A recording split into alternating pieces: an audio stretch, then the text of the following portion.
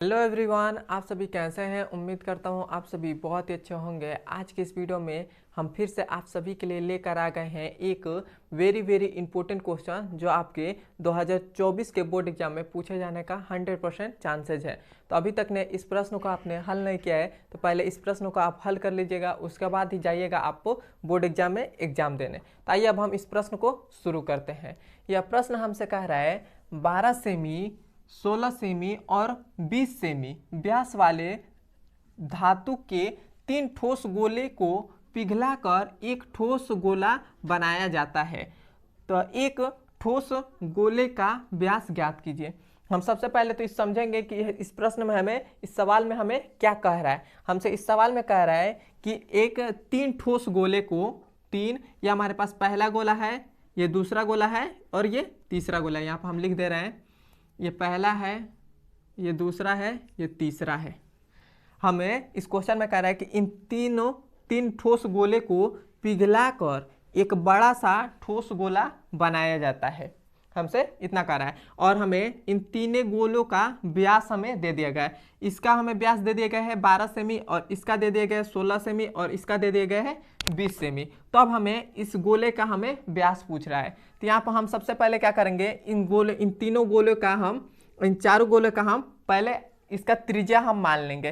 तो हमारे पास इस छोटे वाले गोले का त्रिज्या हम क्या मान ले रहे हैं, R1 मान ले रहे हैं, और इसका हम R2 मान ले रहे हैं, और इसका हम R3 मान ले रहे हैं, और इस बड़े वाले गोले का त्रिज्या हम कैपिटल R मान ले रहे हैं। कैपिटल R मान लिए, इतना हो गया। अब यहाँ पर थोड़ा सा ध्यान दीजिएगा। अब हम यदि हम इन तीनों गोले का आयतन, ये 3 हमारे पास गोले हैं, ये 1 2 3, और तीनों गोलों का आयतन इन बड़े गोले आयतन के बराबर होगा कि नहीं। कैसे होगा, इन तीनों गोलों को पिघलाकर ही एक बड़ा गोला बनाया जा रहा है। तो इन तीनों गोले का आयतन इन बड़े गोले का आयतन के बराबर ही हो जाएगा। तो ऐसे हमारे पास हो जाएगा इन तीनों गोले का आयतन, इन तीनों गोले का आयतन, इसका आयतन क्या हो जाएगा, तो हो जाएगा 4/3 और पाई और R क्यू, और इसकी त्रिज्या हमने क्या माना था, R1, तो ये हो जाएगा R1। इतना हो गया। अब इसका हमारे पास आयतन कितना हो जाएगा, तो आयतन हमारे पास इसका हो जाएगा 4/3 पाई, और इसकी त्रिज्या क्या मानी थी, R2 ऊपर Q। अब हमारे पास इसका आयतन कितना हो जाएगा, वो हो जाएगा 4/3 पाई और R3 का पावर Q। इतना हो गया। अब हमसे कह रहा है कि इन तीनों गोलों को पिघलाकर एक बड़ा गोला बनाया जाए। तो इन तीनों गोलों का आयतन इन बड़े गोले का आयतन के बराबर हो जाएगा कि नहीं। तो इन बड़े गोले का आयतन क्या हो जाएगा, वो हो जाएगा 4/3 पाई, और इसका त्रिज्या हमने क्या माना था, R। तो ये हो जाएगा R, कैपिटल R, और यहाँ पर हो जाएगा R का पावर Q हो गया।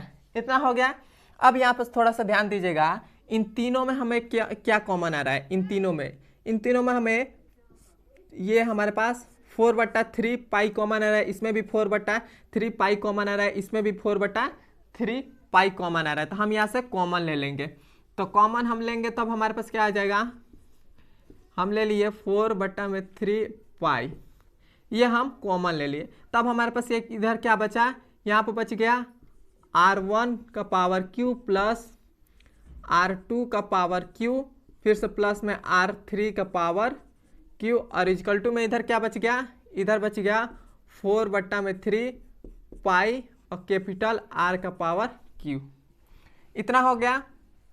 अब यहाँ पे दे रखिए, या इधर हमारे पास 4/3 पाई है, और इधर बराबर के इधर भी 4/3 पाई है। तो ये 4/3 पाई से 4/3 पाई कट जाएगा। तब ये हमारे पास कितना बचा, ये बचा R1 का पावर Q प्लस R2 का पावर Q प्लस R3 का पावर Q, और इक्वल टू में इधर क्या बचा, कैपिटल R का पावर Q बच गया। इतना हो गया। अब हमें इन तीनों गोले का हमें त्रिज्या निकालना होगा। तो हमें इन तीनों गोले का व्यास हमें दे दिए गए हैं, तो इसके हमें त्रिज्या कैसे ज्ञात करेंगे। तो जिससे हमें व्यास दे दिया गया 12, तो इसमें 2 से भाग कर देंगे तो हमारे पास त्रिज्या निकल जाएगी। तो 12 में हम 2 से भाग करेंगे तो हमारे पास त्रिज्या कितना आ जाएगी, 6 आ जाएगी, और 16 का हमारे पास कितना आ जाएगा, 8 आ जाएगा। तो ये हो जाएगा 8, और इस पर हमारे पास Q है तो Q हो जाएगा, और इसका हमारी त्रिज्या कितना हो जाएगी, तो ये हो जाएगी 8। का पावर क्यू प्लस इसका हमारे पास त्रिज्या कितना हो जाएगा 20 है, तो इसकी त्रिज्या हमारे पास कितनी हो जाएगी 10, और इधर r का पावर q है तो q हो गया।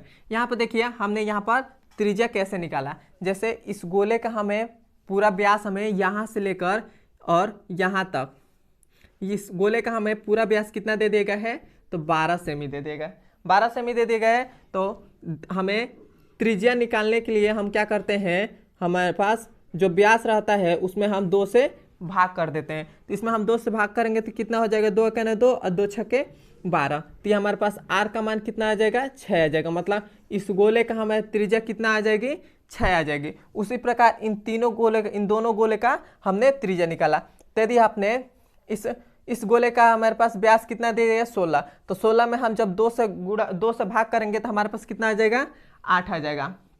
और उसी प्रकार इसका व्यास हमें दे दिया 20 सेंटीमीटर, तो हम इसमें हम 2 से भाग करेंगे तो हमारे पास कितना आ जाएगा 10 आ जाएगा। और इस पूरे पर क्यू था तो इसका भी पावर पर क्यू, इसके भी पावर पर क्यू, इसके भी पावर पर क्यू हो गया। इतना हो गया। अब देखिए अब हम 6 का क्यू करेंगे तो कितना हो जाएगा, तो ये हो जाएगा 6 के 36 गुणे 6 हो जाएगा, 6 के 36, एक हमारे पास एक 6 हो गया, फिर से प्लस है 8 28 64, तो हो गया 64 गुणे 8 हो गया, फिर से प्लस 10 का 100 गुणे 10, इतना हो गया। अब फिर से यहाँ पर क्या हो जाएगा, r का पावर q है तो q, इतना हो गया। अब हम 6 का 36 में गुणा करेंगे तो कितना हो जाएगा, 6 के 36 का 6 हो गया, और हासिल कितना बचा 3 बचा, तो 36 18 और 3 कितना होता है 21 होता है, तो ये हो जाएगा 216 हो जाएगा, तो ये हो गया 216। फिर से प्लस 8 का 4 में गुणा करेंगे तो कितना होगा, 8 चौको 32 का 2 हासिल 3, और फिर से 8 का 6 में गुणा करेंगे तो कितना हो जाएगा, 8 चौको 32, 8 छक्के 48 हो जाएगा, और 3 कितना हो गया 48 और 3 51 हो गया, तो ये हो गया 51, 512 आ गया। अब फिर से हम प्लस इसका हम गुणा करेंगे तो ये हमारे पास कितना आ जाएगा, 10 का 100 में गुणा करेंगे तो ये हमारे पास 1000 आ जाएगा, 1000 आ गया। और इधर हमारे पास क्या है, r का पावर q हो गया, इतना हो गया। अब हम इन तीनों को जोड़ देंगे, तो इन तीनों को हम जोड़ेंगे तो सबसे पहले हम इन दोनों को जोड़ रहे हैं, तो 6 और 2 कितना हो जाएगा 8 हो जाएगा, 8 हो गया, और 1 1 2 हो गया, और 5 2 7 हो गया, तो ये हो गया 7, फिर से प्लस हो जाएगा। और हम इधर हमारे पास क्या है 1000 है, तो ये 1000 बराबर में r का पावर q हो गया, इतना हो गया। अब हम इन तीनों को जोड़ेंगे तब हमारे पास क्या आ जाएगा, ये हो जाएगा 8, फिर से 2, फिर से 7, और फिर से 1 है तो 1, और बराबर में क्या हो जाएगा r का पावर q हो जाएगा, r का पावर q हो गया।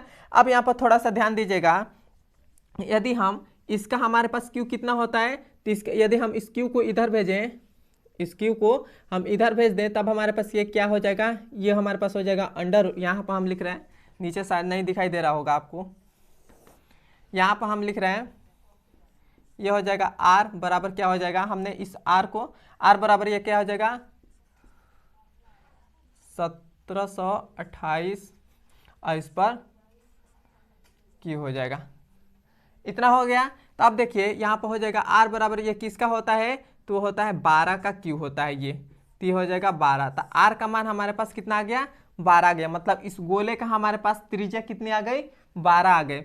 और हमें इस गोले का हमें व्यास पूछा है, त्रिज्या नहीं पूछा है, यहाँ पर देखिए इस गोले का हमें व्यास पूछा है, तो हम क्या करेंगे इसका हम व्यास निकालेंगे। तो व्यास कैसे निकालते हैं, तो हमारे पास जब त्रिज्या आ जाए तो उसमें हम 2 से गुणा कर देते हैं तो हमारे पास व्यास निकल जाता है। तो इसमें हम 2 से गुणा कर देंगे, तो 12 में हम 2 से गुणा कर देंगे तब हमारे पास व्यास कितना आ जाएगा, व्यास हमारे पास आ जाएगा 12 दूना 24, तो हमारे पास व्यास कितना आ गया 24 आ गया, मतलब इस बड़े वाले गोले का हमारे पास व्यास कितना आ गया 24 आ गया। यहाँ तक आपको समझ में आए तो कमेंट हो बताइए, और हमारे चैनल पर नए हैं तो सब्सक्राइब भी कर दीजिएगा, और अभी तक ने अपने इंस्टाग्राम को फॉलो नहीं किया तो फॉलो कर लीजिए, क्योंकि आप सभी के लिए हम वहाँ पर मोटिवेशनल वीडियो डालते हैं जिससे आप मोटिवेट रहें। अब हम मिलते हैं इसके अगले नंबर वीडियो में।